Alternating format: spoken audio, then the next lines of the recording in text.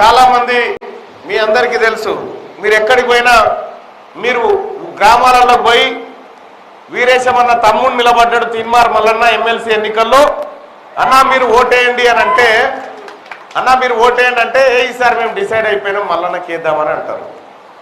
ఈసారి గెలుపు పక్క. నాకు ఒక 10-20 వేల మంది శుభాకాంక్షలు చెప్పొచ్చు ఇప్పటికీ, అడ్వాన్స్ కంగ్రాచులేషన్స్ అని. అన్నగారికి కూడా ప్రత్యేక ధన్యవాదాలు. వెంకట నారాయణ అన్నకు పోయినసారి అవుట్ రైట్గా మా మల్లన్న చేసినటువంటి బిడ్డ.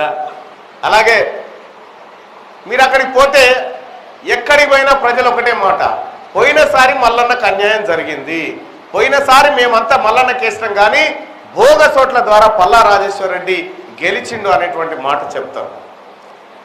ఎస్ ప్రజలారా, మీ అందరి ఆశీర్వాదం లేకుండా, మీ అందరి ప్రేమ లేకుండా, ముఖ్యంగా మా అన్న వీరేశమన్న మా పెద్దన్న ప్రేమ లేకుండా అన్ని వేల ఓట్లను నేను సంపాదించేవాడిని కాదు.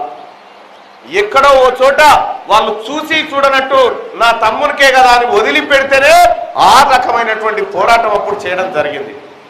మీరు పోండి, గ్రామాలకు పోండి, పట్టభద్రులను కలవండి. అసలు ఈ ఉప ఎన్నిక ఎందుకు వచ్చింది, ఎందుకోసం